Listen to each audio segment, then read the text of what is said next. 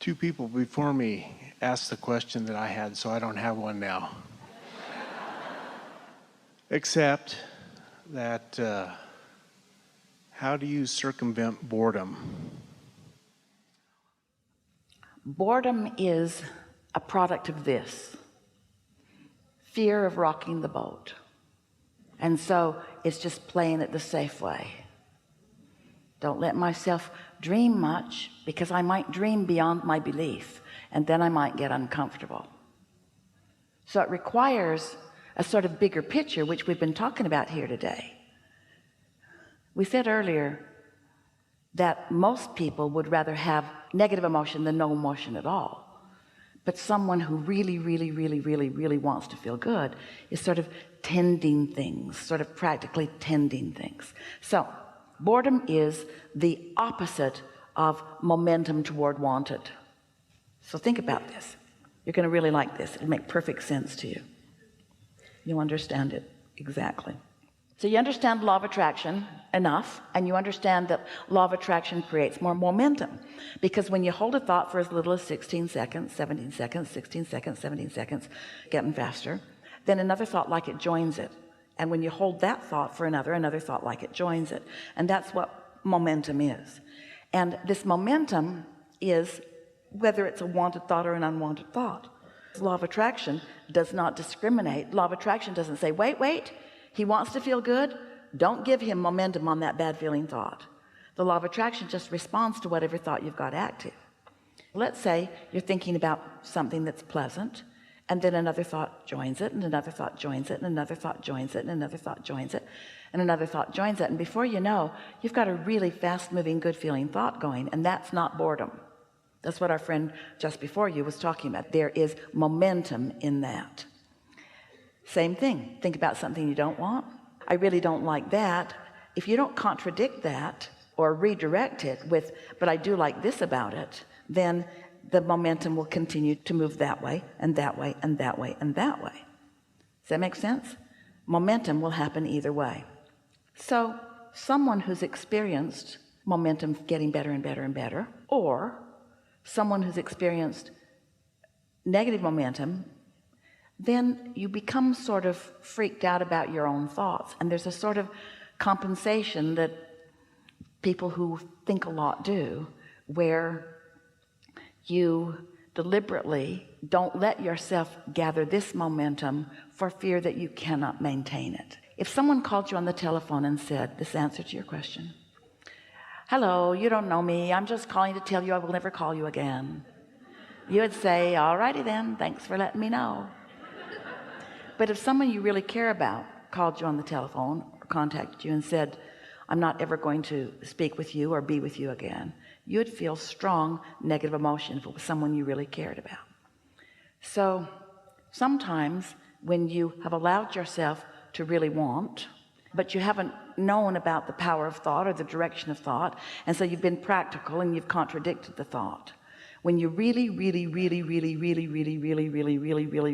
want something, but you're thinking in opposition to it, it is really uncomfortable. Or I don't know what I want. Well, if you don't know what you want, it's because you have denied letting yourself think about what you want. And that's why this conversation that we're having here today can be so effective and productive and practical for you. You kind of accept the existence of this vibrational reality. Just go with us on it for a bit here. There's not a human on earth who can stand and look into that vibrational reality and define with any precision what's there, because it's ingredients that will become things that are discernible. But the ingredients in and of themselves, unless you're tuned in, tapped in, turned on, you can't find meaningful things out of that vortex. It would be like looking in the cupboard. Have you ever had a well-stocked kitchen and the kids look in and they say there's nothing to eat here because it all has to be assembled, and they can't imagine assembling it, so it looks like there's nothing in there? Well, it's sort of like that. It has to be assembled. Better said, it is being assembled. Better said, you got to let it be assembled, and then you just want to quiet your mind and catch a glimpse of it and catch a glimpse of it and catch a glimpse of it.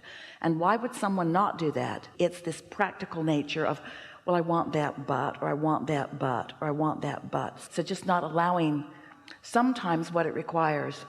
Jerry, Esther's Jerry, who departed a few years ago, dearly departed, still haunts her all day, every day. It's lovely. He had an experience where he, in a long ago relationship, where he was trying to please someone and couldn't, no matter what he did. And it went on for a long time. And finally, one day, it just reached a crescendo of weariness. And he said to Esther, in fact, he told her this story while they were standing on the spot. They were in Spokane, Washington, standing in front of the Davenport Hotel. And Jerry said he just received more bad news on the telephone, and he went out into the street. It was snowing. And he looked up at whatever he thinks is up there. That's not where we are, but you all.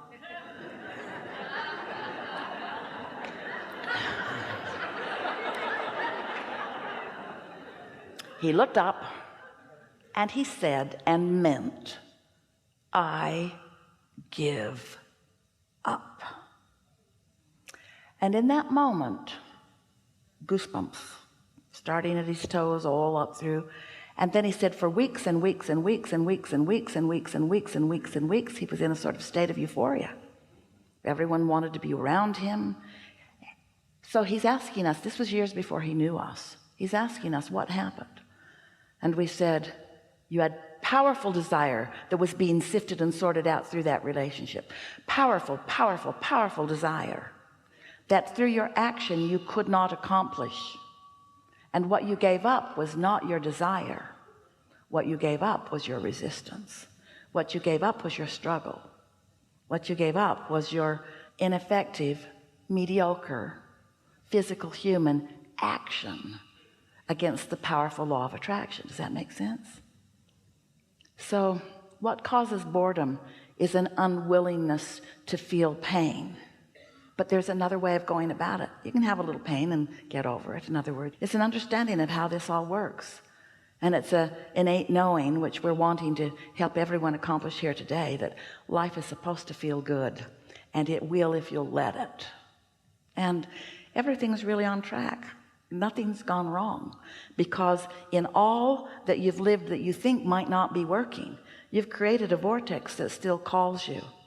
But when a vortex is calling you and you can't quite hear it, and your habitual thoughts won't let you go, then that gets uncomfortable enough that you do everything that you can do to not think about what you want.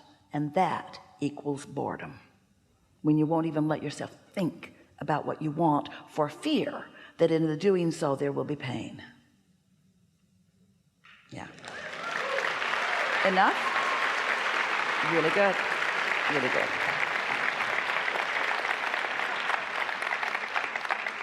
Well, we can all go home. Doesn't get any better than that. Good time for a segment of refreshment.